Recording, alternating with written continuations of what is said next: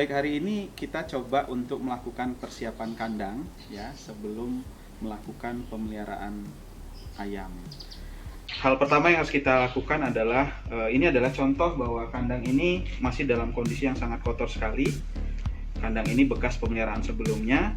Nah, untuk kita melakukan pemeliharaan lagi, kita harus pastikan kandang ini betul-betul bersih. Caranya adalah semua peralatan yang ada di dalam kandang ataupun semua benda yang ada di dalam kandang kita keluarkan terlebih dahulu.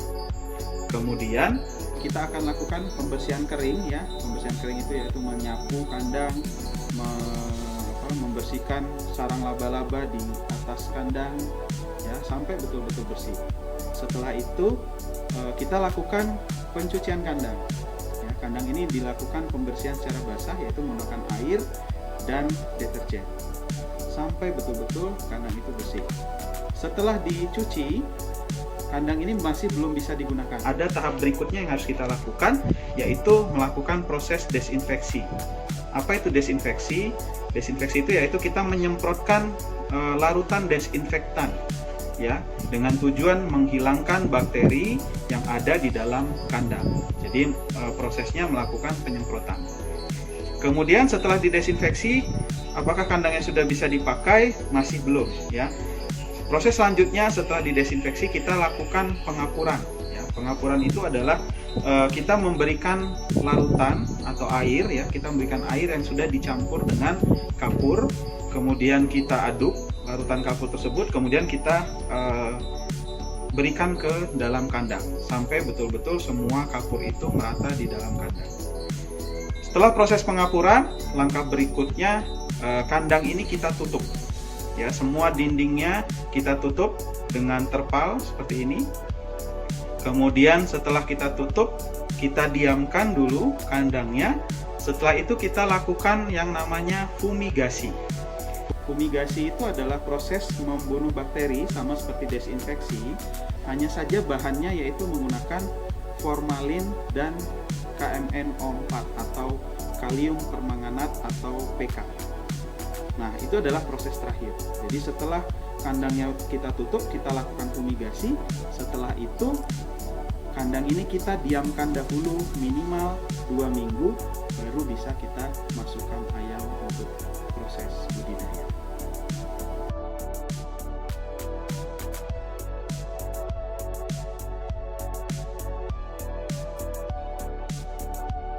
Semua peralatan yang ada di dalam kandang yang sudah kita keluarkan, selanjutnya harus dicuci sampai bersih. Kemudian di bagian luar itu ada terpal atau penutup dinding kandang. Ini pun harus kita buka, kita turun. Kemudian kita cuci berbarengan dengan peralatan-peralatan yang akan kita gunakan. Setelah kondisinya bersih, nanti peralatan dimasukkan kembali, terpal kita pasang kembali.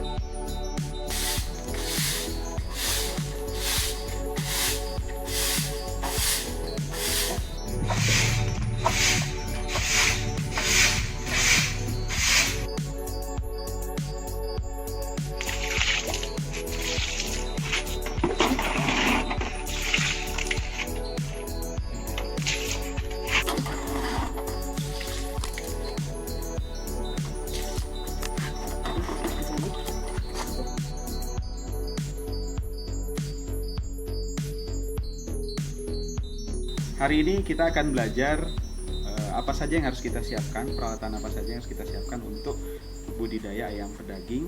Yang pertama, kita akan siapkan tempat pakan. Ini yang namanya feeder tray atau tempat pakan yang berbentuk nampan. Fungsinya adalah untuk menyimpan atau meletakkan pakan untuk ayam berumur 1 sampai dengan 7 hari. Ya, kemudian setelah 7 hari nanti diganti dengan ini namanya baby chick feeder ya. Sebetulnya alat ini juga bisa dipakai dari umur 1 hari, namun untuk mempermudah ayam itu mengenal pakannya digunakan tadi yang namanya feeder tray. Nah, setelah 7 hari kita gunakan alat ini. Alat ini namanya baby chick feeder, digunakan dari umur 1 hari ya, bisa dari 1 hari sampai dengan umur 9 atau 10 hari ya. Kemudian setelah ayam itu semakin besar, kita ganti lagi tempat pakannya dengan yang namanya ini, hanging feeder atau tempat pakan yang digantung. Nah, penggunaan tempat pakan ini mulai digunakan di umur 10 atau 12 hari tergantung dari kondisi ayamnya ya, sudah mampu menjangkau tempat pakan atau tidak. Untuk awal-awal penggunaan biasanya tidak digunakan tabung ini, jadi hanya digunakan bagian bawahnya saja. Kemudian nanti semakin besar ayamnya kita gunakan tabung. Nah, ini tempat pakan ini digunakan sampai ayamnya dipanen atau sampai selesai pemeliharaan. Kemudian selain tempat pakan ada juga yang namanya tempat minum. Tempat minum ini tempat minum manual, biasanya disebut dengan tempat minum berbentuk galon. Ya, ini digunakan dari umur 1 hari sampai dengan panen, atau juga bisa menggunakan tempat minum otomatis seperti ini. Ini yang namanya tempat minum yang berbentuk nipple, ya. Biasanya berbentuk nipple ini digunakan saat ayam sudah mampu menjangkau nipple. Oke, jadi ada tempat pakan, tempat minum, kemudian ada juga yang namanya brooder. Ini nama lainnya adalah pemanas. Fungsinya adalah memberikan lingkungan yang hangat di sekitar lingkungan di mana ayam itu nanti akan kita pelihara. Brooder ini tidak hanya yang saya contohkan ini adalah yang menggunakan energi listrik ya, atau lampu sebagai pemanasnya, tapi juga ada sumber lainnya. Nah, kalau menggunakan listrik biasanya menggunakan lampu. Nah, nanti ini lampu ini di atasnya jangan lupa kita berikan tudung atau topinya agar panas dari lampu ini tidak ke atas tapi memantul ke bawah atau memantul langsung ke anak ayam. Penggunaan brooder ini atau pemanas ini dimulai dari 1 hari sampai dengan maksimal sekitar 14 hari atau lebih.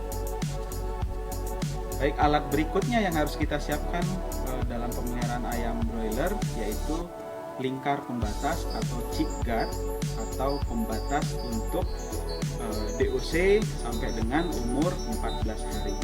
Nah, lingkar pembatas ini biasanya menggunakan alat yang berbahan seng ya. Kenapa dipilih seng? Karena seng ini bisa menyerap panas dan juga bisa memantulkan panas. Nah, kemudian seng ini nanti harus kita pasang berbentuk lingkaran. Tujuannya adalah agar anak ayam ini tidak memojok di salah satu sisi saja ya, karena kalau dia memojok yang paling depan biasanya akan tertekan kemudian nanti mati.